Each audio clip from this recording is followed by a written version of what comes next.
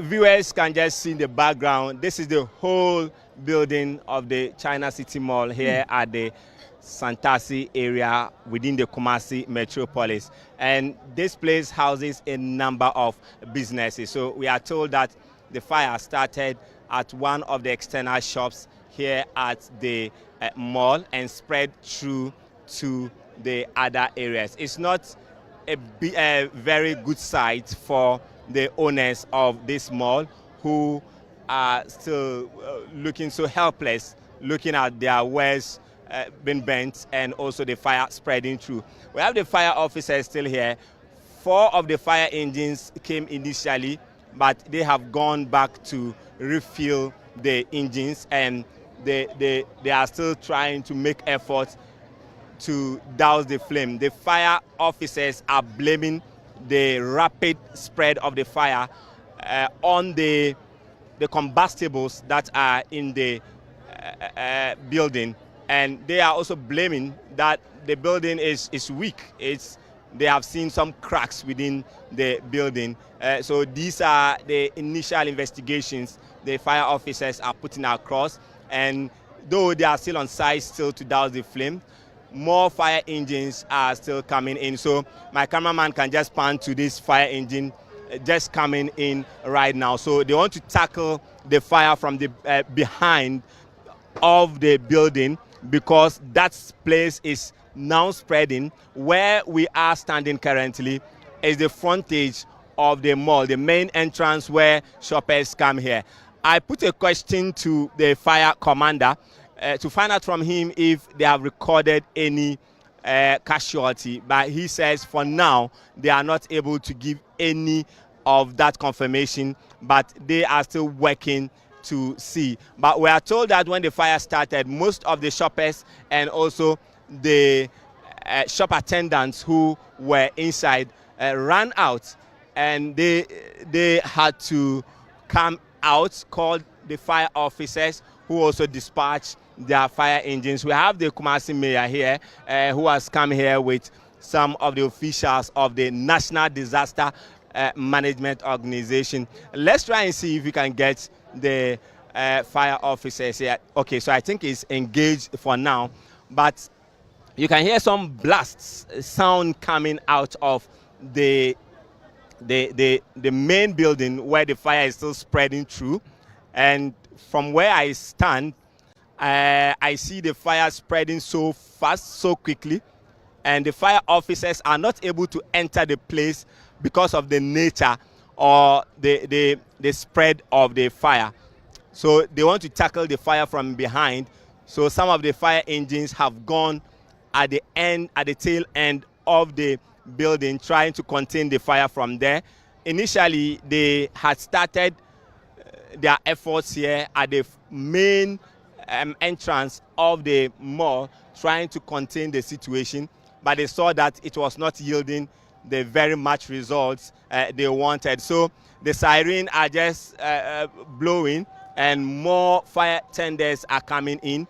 The smoke still billowing. You see some plume of smoke just covering the sky here, and the building is just getting to its ground zero level here at the Kumasi City Mall. And this is one of the busiest malls within the Kumasi metropolis. And you can see the Kumasi mayor here still trying to coordinate efforts with NADMO, with also the fire officers, trying to ensure that the fire is brought under control, because that is the only work out now the authorities are trying to do in terms of bringing down the fire.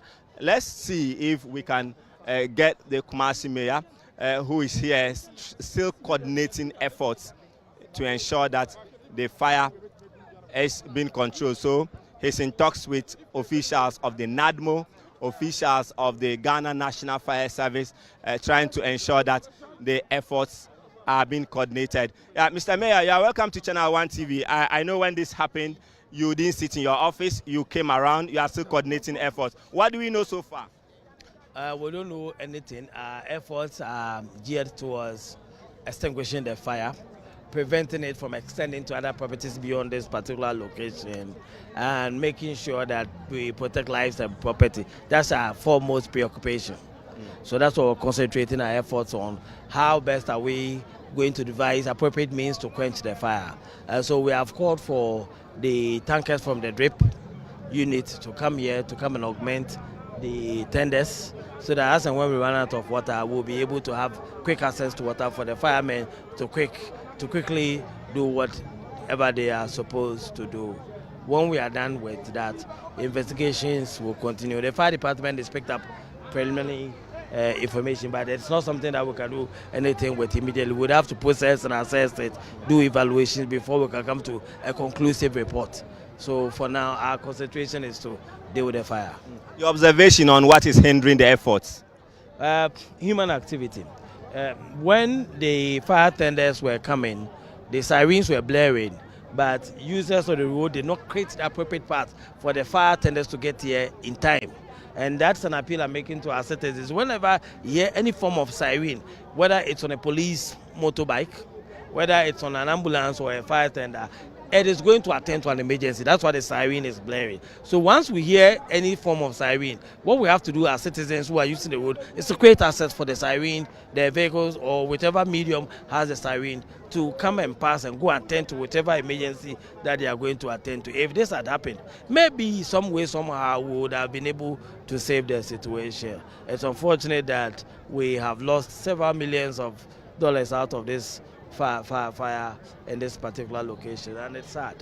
Have you met owners of this facility yet? The owners, I'm told, are out of the country, but their workers and representatives are here. We have spoken to them. We'll try as much as possible to, as early as feasible, speak to the investors and be able to calm them and offer them the nation's support. These are foreign nationals who have come to invest in our country. They employ hundreds of employment for our youth.